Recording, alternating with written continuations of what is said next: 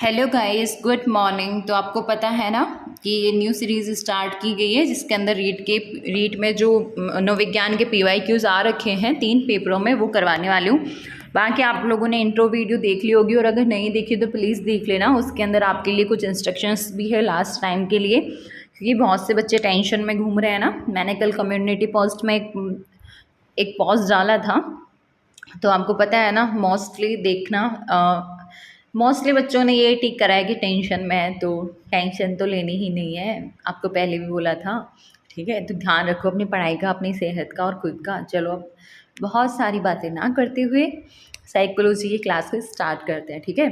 तो आज जो पेपर करवाने वाली हूँ मैं वो रीट 2015 का है और ये है लेवल 1 का, ठीक है। जो लोग रीट वाले हैं उनको पता है लेवल 1 और लेवल 2 का लफड़ा क्या है, और आपको वैसे भी जानने की ज़रूरत नहीं है। मस्तिष्क की संरचना तथा कृत्यों में विभेद का परिणाम होता है। तो अगर मस्तिष्क की संरचना तथा कृत्यों में विभेद है तो इसकी वजह से क्या होगा? तनाव होगा, पिछड़ापन होगा, डिसलेक्सिया होगा, या इनमें से कोई नहीं। तो इसमें हो जाएगा डिसलेक्सिया। जिन बालकों की बुद्धि लब्धि है साधारण, तो उन्हें मानसिक न्यूनता ग्रसित की श्रेणी में रखते हैं। तो मैंने आपको बुद्धि वाले चैप्टर में भी बताया था कि यहाँ से सवाल ऐसे ही बनते हैं, है ना। तो ध्यान रखना, जिनकी बुद्धि 70 से कम होती है ना, उनको न्यूनता ग्रसित की श्रेणी में रखा जाता है।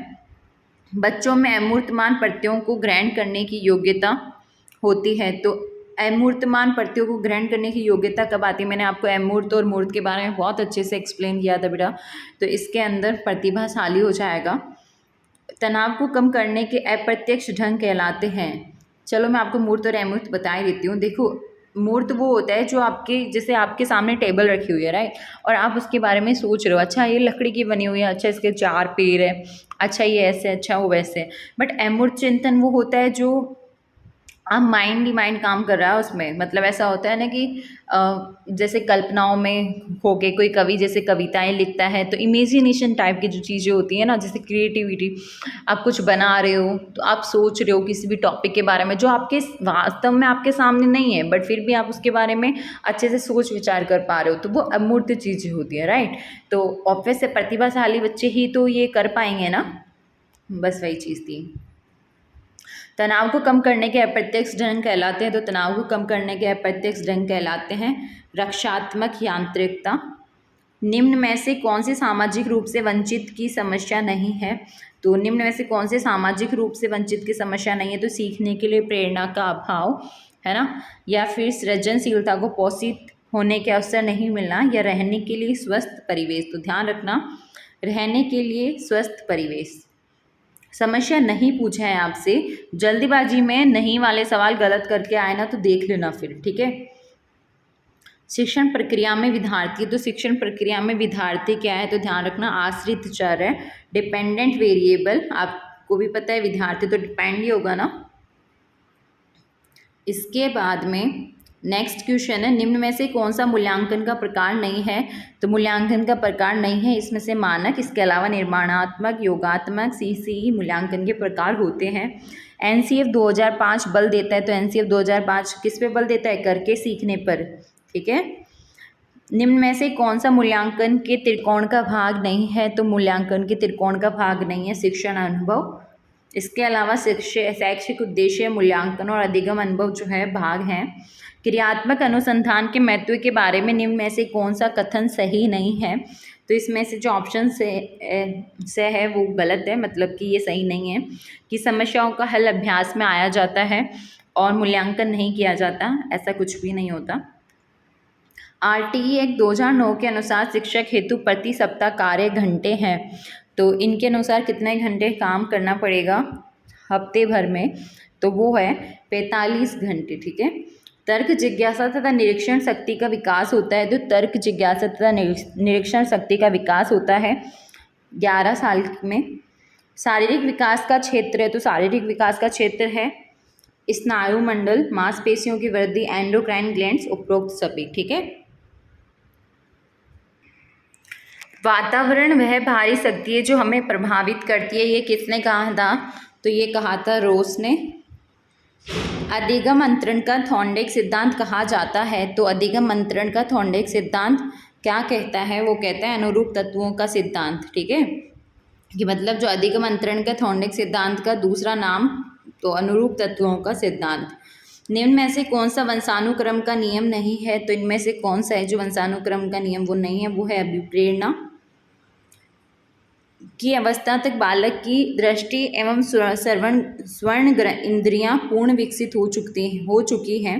मतलब कौन सी एज है जिसके अंदर दृष्टि और स्वर्ण इंद्रियां जो होती है बालक की वो पूर्ण विकसित हो जाती है? वो है 8 तथा 9 वर्ष।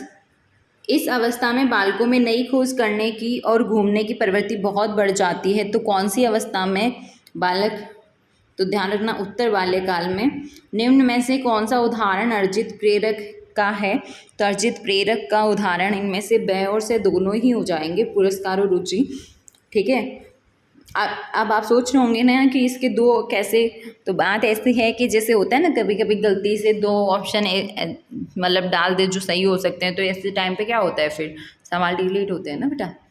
अभिप्रेरणा वर्णित होती है। तो अभिप्रेरणा वर्णित होती है भावात्मक जागृति द्वारा। चिंतन मानसिक क्रिया का पहलू है। तो चिंतन मानसिक क्रिया का ज्ञानात्मक पहलू है। संकेत अधिगम के अंतर्गत सीखा जाता है। देखो ये पीडीएफ जिनसे भी बनवाई है ना गलती उनकी भी नहीं है, बिकॉज ये देखो आपको पता होगा ये ब्लू में लिखा हुआ है और तो क्या कर सकते हैं, बट आपको टेंशन लेने वाली बात नहीं है, मैं आपको एज इट इज़ पूरा बोल कर बता रही हूँ ना। तो संकेत अधिगम के अंतर्गत सीखा जाता है। तो इसके अंदर ऑप्शन ए करेक्ट है, पारंपरिक अनुकूलन। व्यक्तिगत भेद पाए जाते हैं। तो इसके अंदर ऑप्शन डी करेक्ट हो जाएगा कि बुद्धि स्तर में भी, अभिवृत्ति में भी और गतिवाही योग्यता में भी। एक चीज़ ध्यान रखना, अगर कोई रटने में माहिर है ना, रट लेना यार। चिंतन प्रारंभ होने के लिए क्या आवश्यक है? तो चिंतन प्रारंभ होने के लिए जो आवश्यक है वो है समस्या। अगर समस्या ही नहीं होगी तो क्या चिंतन करोगे भाई आप? बुद्धि लब्धि संप्रत्यय विकसित किया। तो बुद्धि लब्धि संप्रत्यय किसने विकसित किया था? ये टर्मन ने किया था। बाहा आभास के आधार पर व्यक्ति का वर्णन कहा जाता है? तो बाहा आभास के आधार पर व्यक्ति का जो वर्णन है वो कहा जाता है सतही दृष्टिकोण। निम्न में से कौन सा पिछड़ेपन का कारण नहीं है? तो पिछड़ेपन का कारण कौन सा नहीं है इनमें से? तो वो है स्वस्थ वातावरण। व्यक्तित्व का पहला प्रकारात्मक वर्गीकरण प्रस्तुत किया था। तो ये किया था हिप्पोक्रेटस ने। सामान्य तथा विशिष्ट कारक सिद्धांत का प्रतिपादन किसने किया था? तो ये किया था अल्फ्रेड बिने ने। और प्रगतिशील परिवारों में बच्चों में अपेक्षाकृत कौन सा प्रेरक अधिक प्रबल होता है? किसमें? प्रगतिशील परिवारों के बारे में पूछा गया है। तो उपलब्धि मतलब अचीवमेंट। ठीक है, तो अब आपसे मैं एक ही चीज़ बोलूँगी कि देख लो मैंने आपको ये 8 मिनट के अंदर 30 क्वेश्चंस करवा दिए। मैं चाहती ना तो ये वीडियो 30 मिनट की भी बन सकती थी, 20 मिनट की भी बन सकती थी, क्योंकि आपको पता है मैं 4 ऑप्शन बोलती, फिर थोड़ी आपसे एक्स्ट्रा बातें हो जाती, उसके बाद में आपको आंसर बताया जाता और किसको अगर वीडियो पूरी देखनी है तो देखनी है। बट मुझे पता है टाइम बहुत इम्पॉर्टेंट है। ठीक है, और आपको भी पता है टाइम बहुत इम्पॉर्टेंट है। तो मेरा टाइम भी बहुत इम्पॉर्टेंट है, आपका टाइम भी बहुत इम्पॉर्टेंट है। आपको पेपर देना है, मेरे पास टाइम आजकल होता ही नहीं है, राइट। तो आपको टेंशन लेने वाली बात नहीं है। मैं ऐसी 10-10 मिनट की वीडियो में 6 वीडियोज़ आएंगी, पहले भी बोल दिया है ना। ये रीट लेवल 1 का 2015 में जो CDP का पेपर था, मतलब साइकोलॉजी का जो पेपर था, वो आपको करवा दिया गया है। अगली वाले में अपन लेवल 2 का देखेंगे, उसके बाद में अपन ऐसे ही 2018 का लेवल 1 देखेंगे, फिर 2 देखेंगे और 2021 का भी 1 और 2 करेंगे। उसके बाद में आपके साइकोलॉजी का इंपॉर्टेंट क्वेश्चंस मेरी तरफ से ख़त्म हो जाएंगे। उसके पीछे रीज़न एक है, सवाल मैं बहुत करवा सकती हूँ बट टाइम नहीं है, और हमें भावी क्यों देना है। अब आपके पेपर में इतनी सी साइकोलॉजी आएगी, उसके लिए मैं आपको 1-1 घंटे की वीडियो प्रोवाइड कराऊँ, क्या मतलब है? मैंने आपको साइकोलॉजी ऑलरेडी पढ़ा दी है। मेरे को जो इंपॉर्टेंट लगता था देखो मैंने करवा दिया, क्योंकि आपके टॉपिक मेंशन है ही नहीं, तो आपको यही बोलूँगी अगर किसी ने नहीं भी देखे है ना, कोई बात नहीं, मत देखो, अब इनको कर लो बस। ठीक है, तो मिलते हैं किसी नेक्स्ट वीडियो में। बाय। चैनल को सब्सक्राइब करना मत भूलना। ठीक है, टाटा।